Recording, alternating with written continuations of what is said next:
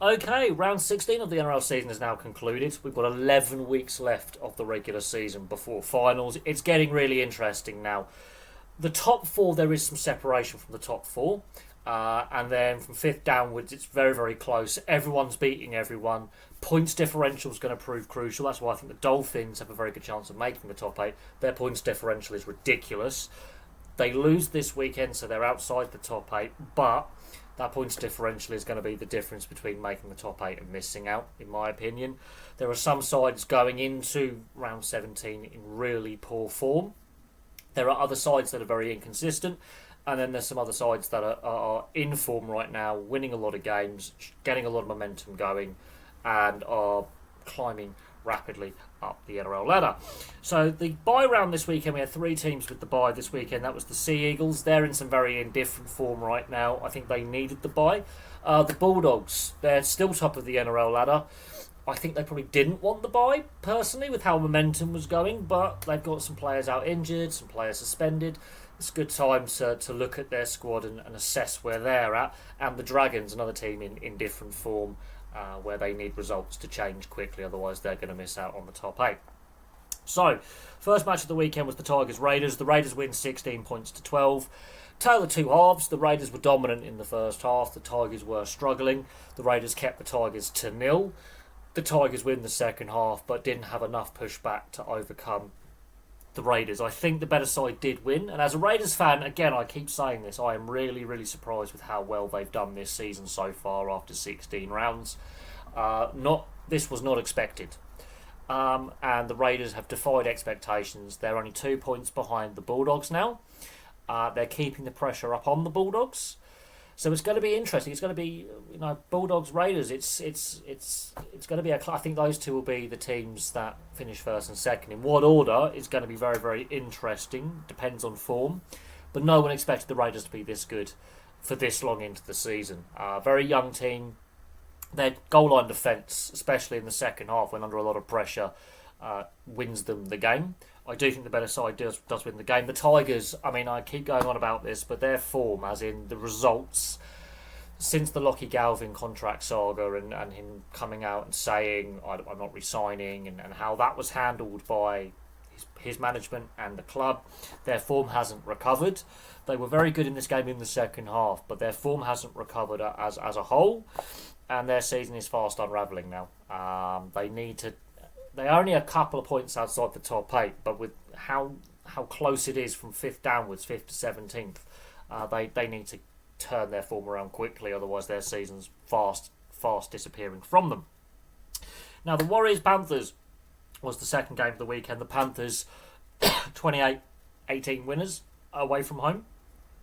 The Panthers are now in the top eight. And with how they started the season, they've built some momentum in recent weeks, and again, it's very, very tight and congested. The Warriors will be disappointed with that defeat at home.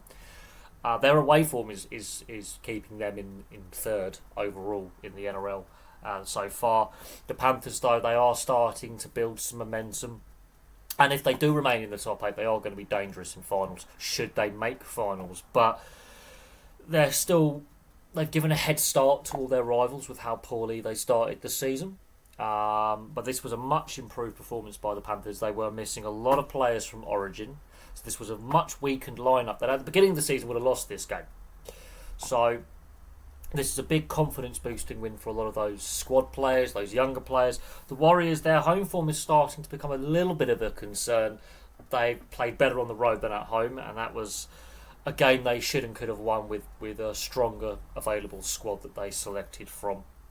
But that is a very important win for the Panthers. That now means they are in the top eight. The Dolphins Knights is an interesting one. 26 points to 20 to the Knights. A couple of injuries coming out of this game. Jack Bostock's done a knee, and Fletcher Sharp has got a lacerated kidney. So both sides have now got some injury concerns following this game. The Dolphins, their recent form with the amount of points they're scoring, they scored 20 points in defeat. They're still scoring points for fun. The Knights, this is another Knights performance where they need to get some consistency, because they're good one week, terrible the next, good one week, terrible the next, and this has been the story of their season since Magic Round. But coming out of this, they now have injuries. Fletcher Sharp has been a key part of their form, and when they win well, he plays well. So That's a concern. The pressure's still on Adam O'Brien to make the top 8, to do something in the top 8 in the finals. But they've stopped the Dolphins' momentum for now. In saying that, the Dolphins have been on a bit of a juggernaut of momentum recently, and they have got the best points differential for and against for points scored to points conceded in the league. And with how congested and tight the NRL ladder is from 5th to 17th, they just need to get a couple of wins, and that points differential really goes in their favour, because there's teams above them with a much worse points differential, and there's teams around them with negative points differentials. They've got a positive points differential, even with that defeat. So, while it's a setback for the Dolphins, I still think they're going to have a response for that. The way their attack has been working has been brilliant. It's a shame that Jack Bostock has got a knee injury. We have to find out how serious that injury is. Hopefully it's not too bad, but it was on the knee that was strapped, so that's a concern that that's going to be an ongoing issue for him. And for the Knights, it is concerning that Fletcher Sharp has got kidney injury, so that looks like both of them, their seasons are over, which is a disappointment because they've both been very, very exciting so far this season. These are two young players that have actually, got something about them. They're two really good, young, talented, exciting players. And then most likely season's done. But that's an important win for the Knights. Disappointing defeat for the Dolphins. But I don't think all is lost for the Dolphins in making the top 8. The Knights need to find some consistency now, because they win one, then they lose one. They're so inconsistent, and that's adding pressure to Adam O'Brien. The Bunnies versus the Storm went to Golden Point. Yet another Golden Point game. The Storm coming out 25-24 winners. Not the best Storm performance. The second half was ridiculous. Both sides, it was almost you score one, we'll score one. Neither side had full control of the game. I don't think Craig Bellamy will be happy with the performance. He never is happy when they win by 50 or 60. So you can imagine here there was a fair few blow-ups in the coach's box. But the Storm side are showing a few weaknesses that I think a lot of people are overlooking because they're still in the top 4. This is the pre-season favourites. Compared to some of the other sides that around them from last season that seem to have got weaker, they on paper have got stronger. The Bunnies, while it's very, very close from 5th downwards, they're now outside the top 8, and after their brilliant start to the season, their form has sort of dried up somewhat. They're losing more than they're winning. This would be a disappointing loss to take. But look at the head-to-head with the Storm versus Bunnies overall records. The Rabbitohs have a shocking overall record against the Storm. The one positive for the Bunnies is Alex Johnson had a brilliant game, and I think Ken Irvine's try-scoring record may go this season. If Alex Johnson can keep scoring at the rate he's scoring at, he has signed another year's extension. That record's going to go sooner rather than later. It might go this season. It may go this season. Look, we've got 11 weeks left in the season. He may do it before the end. If he's scoring at the rate he's been scoring at in recent weeks, we could have a new record try scorer in the NRL. Plus, as I say, he's signed on for next year. But that is a disappointing defeat for the Bunnies. A scrappy win for the Storm. That second half was ridiculous. Neither side had full control. It was very, very end-to-end. And I don't think Craig Bellamy will be happy with that. The Storm are showing some deficiencies in their game. Their game management, for example, has been lacking at times this season. So we'll see how the Storm respond from that. The Broncos Sharks. The Broncos have got back-to-back wins all of a sudden.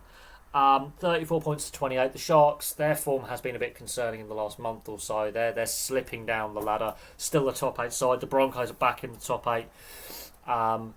But because these sides have been so inconsistent lately and had some really bad defeats, the top 4, as I say, there's that separation there now over the rest of the NRL.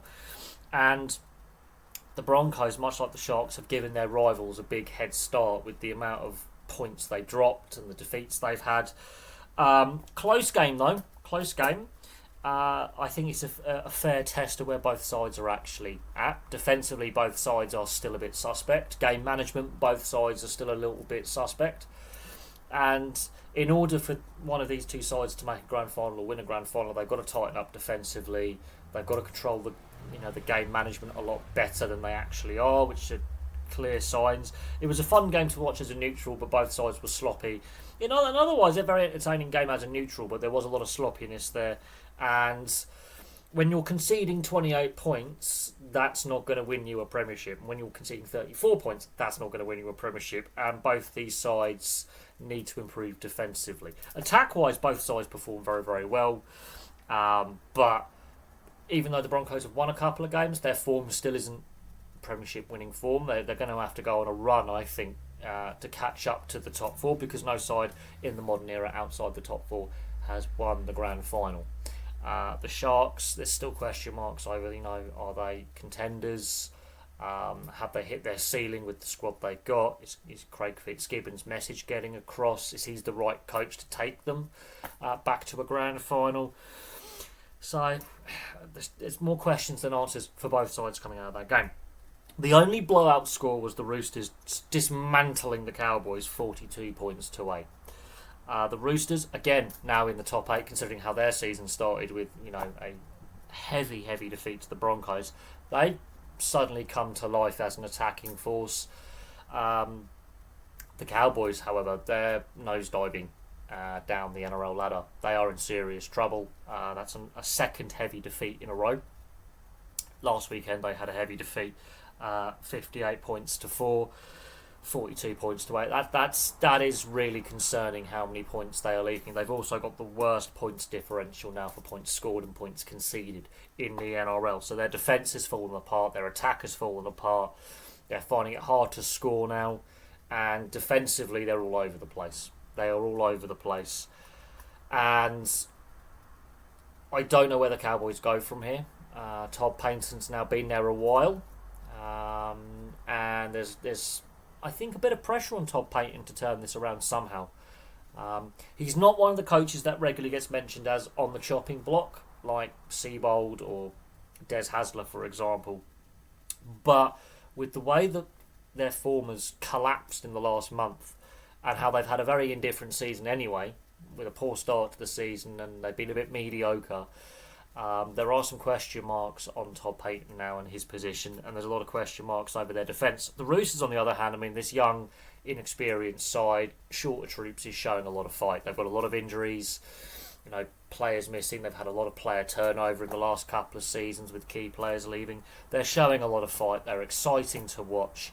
And I'm continuing to follow Mark Nawaqanitawase's development as an NRL player. It's been 10 years since he gave up playing junior rugby league, switching to rugby union. His development as a player has been fantastic over the last 12 months. He got one game last season. He's been brilliant this season. He continues to with the razzle dazzle. Defensively, he's improving. It's fun to watch him just picking out a particular player and seeing how they're developing over the season. He's been fun to watch. The Roosters have been fun to watch. Even when they lose games, it's fun to watch the games they're playing in, because you're going to get points, you're going to get excitement, and they're now back in the top 8. So whether they stay there is another thing. They've had a couple of bad defeats, although in the last month and a half, they're not conceding as many points. They've tightened up defensively, and some of the lineup changes that have been made, I think, have suited the team. Letting Dom Young go, question whether that was he should have been signed by the Roosters anyway, whether he should have stayed at Newcastle the entire time. It hasn't worked out, which means there's a change on that right edge. Letting Joe Manu go and Suoliti go. There's been a lot of overhaul of players, which has impacted the side a little bit with some of the combinations, but at the same time, they are fun to watch. The Eels-Titans has just concluded. That was the last game of the weekend. The Eels 36 points to 20 over the Titans. And again, the Eels, much like the Roosters, disastrous start to the season. Couldn't get a win, couldn't buy a win. They've won without Moses or Brown in the side, which is a really good sign for Jason Riles and his coaching team and these young players. Des Hasler and the Titans, back to the drawing board. And Des Hasler is one of those coaches now under a lot of pressure, like Adam O'Brien and Anthony Seabold. The Eels, they are a team that's rebuilding, but guess what? They're a couple of points outside the top 8 now. This is how close it really is in the bottom half of the table. And that's a really good win, missing 2 of their key players in the halves, missing basically their 2 halves. they played fantastically. The energy level was shown. This game was probably the most exciting game of the weekend. The speed that the game was played out throughout, from minute 1 to minute 80, was ridiculous. The intensity level was ridiculous. Two desperate sides at the wrong end of the ladder. The Eels get the win, which then completely shakes up the bottom half of the NRL ladder. As I say, a couple of wins completely changes the dynamic from 5th to 17th. Couple of defeats for a team completely changes the dynamics. So the Cowboys, for example, and the Sharks, they're sliding down the ladder, whereas, for example, the Dolphins, apart from the defeat yesterday, have gone up the ladder with 3 big wins and that points differential. So the Eels, really good win. The Titans showed some signs in attack, but at the same time, defensively, they're all over the place. Their form, they haven't had any all season. They're struggling. Des Hasler's under a lot of pressure to turn this around. This is his second season there. They cannot afford to miss the top 8 because they've got some young, talented players at the Titans. They've got some. They can, Khan Pereira, for example, is continuing with his try-scoring record, which is basically a try a game, if not more than a try a game. He's scoring at a ridiculous rate. So they've got attack there, but defensively they're not good enough. Depth-wise, I think there's some issues there, and questions have to be asked about how the team is put together, their junior development, which is good on the Gold Coast, and bringing those juniors through and turning them into NRL first graders and keeping hold of them. Eels, on the other hand, really good win for them. They've come to life in the last 6-7 weeks. Their season's turned around, their form's turned around. You can see they're a more confident group now than what they were to start the season in that first month, which was disastrous for them. They're better defensively. There's still obviously a long way to go, but as I say, this season has proven anyone can beat anyone. So there we go. That's round 16. We will do a preview of round 17 I think tomorrow, because we've got the 6 hours of the Glen at Watkins Glen in the IMSA Endurance Series, WeatherTech Sports Car Championship, in 5.5 hours time that starts, so I'm looking forward to that. But there we go, that's round 16 of the NRL season in the books. Thank you very much for watching. Place your thoughts in the comments section below, and I will have some more content for you all very, very soon.